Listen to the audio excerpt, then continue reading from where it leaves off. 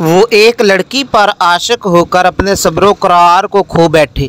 بظاہر محبوبہ سے ملنے کے اسباب تلاش کرنے میں ناکام ہو گئے تو کسی نے آپ کو بتایا کہ فلاں علاقے میں ایک یہودی رہتا ہے، وہ بہترین جادو۔ بسم اللہ الرحمن الرحیم۔ اگر ابھی تک آپ نے ہمارا چینل سبسکرائب نہیں کیا تو سبسکرائب کریں اور ساتھ ہی بیل آئیکن کے بٹن کو دبا دیجیے تاکہ ہماری تمام ویڈیو آپ تک پہنچ سکیں۔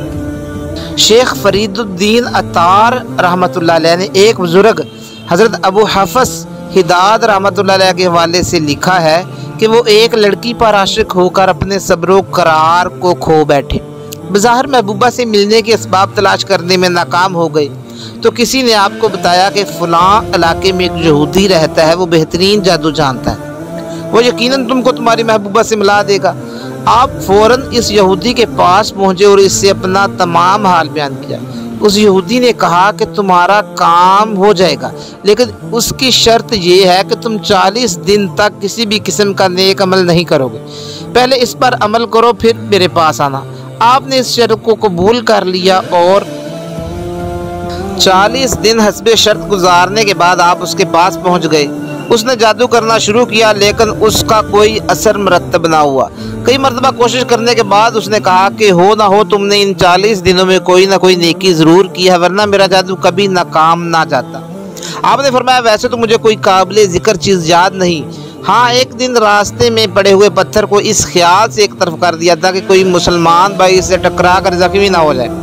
یہ سن کر اس جادوگر نے کہا کس قدر افسوس کی بات ہے کہ آپ اس پروردگار کی عبادت کو چھوڑ بیٹھے ہیں کہ جس نے آپ کو ایک معمولی سے عمل کو وہ شرف قبولیت بخشا کہ میرا جادو مکمل طور پر ناکام ہو گیا۔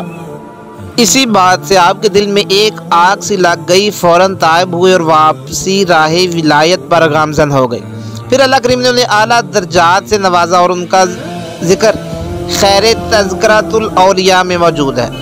واقعہ سنانے کا مقصد یہ ہے کہ اگر کوئی مسلمان مرد یا عورت ایک دوسرے کو پسند کرتے ہیں اور شادی کرنا چاہتے ہیں تو شریعت سے بیزار یا دین سے تصادم کرنے والے عاملین کے پاس نہ جائیں۔